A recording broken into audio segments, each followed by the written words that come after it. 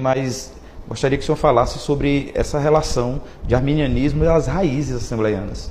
O arminianismo faz parte das raízes da nossa denominação. Os pioneiros das Assembleias de Deus no Brasil, os missionários escandinavos e também os americanos que vieram logo depois para ajudar no crescimento, no desenvolvimento da nossa denominação, todos eles eram arminianos. Todos eles defendiam uma posição sinergista evangélica.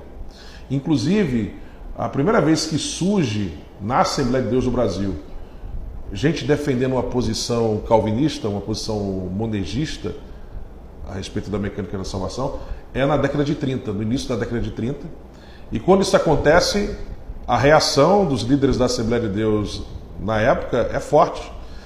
Essas pessoas tinham tomado esse caminho depois de lerem panfletos e livros que defendiam essa visão monergista da mecânica da salvação.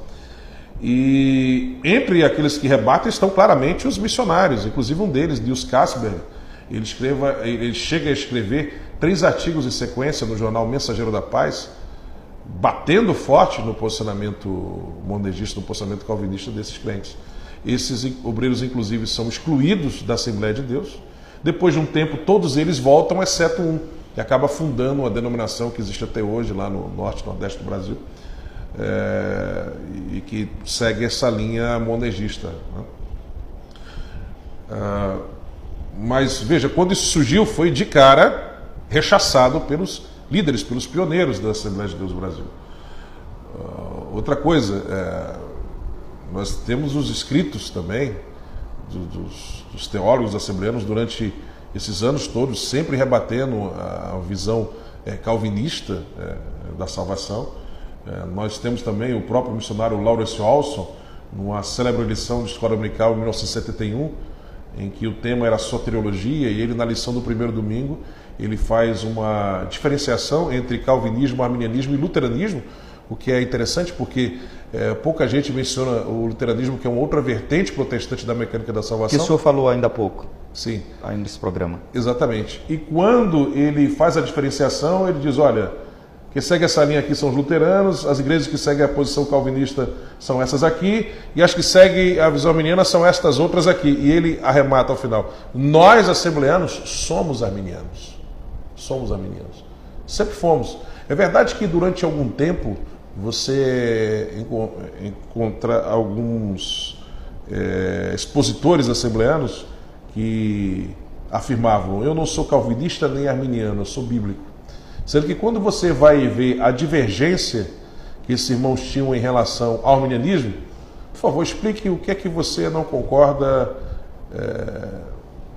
dentro daquilo que o arminianismo expõe. Você percebe que, na verdade, eles tinham uma compreensão do arminianismo como se fosse semi-pelagianismo. Então, o que você tem, na verdade, nos casos poucos que surgiram de expositores, pregadores, ensinadores assembleanos, que afirmaram que não eram nem calvinistas nem arminianos, eram bíblicos, o que você tem são irmãos, grandes ensinadores, doutrinadores, mas que infelizmente caíram nessa falácia de que arminianismo e semi-pelagianismo são um e a mesma coisa. E quando eles veem que caíram numa propaganda falsa sobre o que é o arminianismo, né?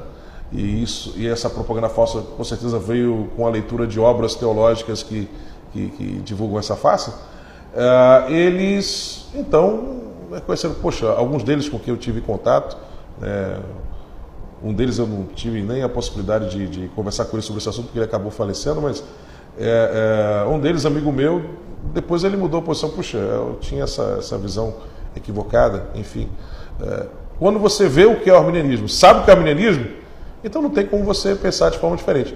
Quando eu ainda hoje encontro alguém que se diz assim, não sou calvinista nem arminiano, eu sou bíblico. Aí eu pergunto para ele, tá, então, no que você acredita em relação aos 5 pontos, né, da mecânica da salvação?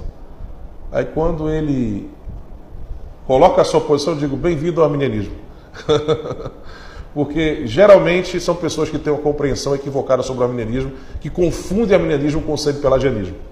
Inclusive, fechando esse ponto, nós temos a declaração de fé das Assembleias de Deus, que foi lançada no ano passado, em abril de 2017, na última Assembleia Geral Ordinária da Convenção Geral das Assembleias de Deus no Brasil, onde nós encontramos vários artigos aqui em que são apresentados, no geral, os 5 pontos da mecânica da salvação, e a posição assumida aqui é 100% arminiana. Doutrina da corrupção total do gênero humano, doutrina da graça preveniente, a graça precedente, expiação universal qualificada ou ilimitada, né?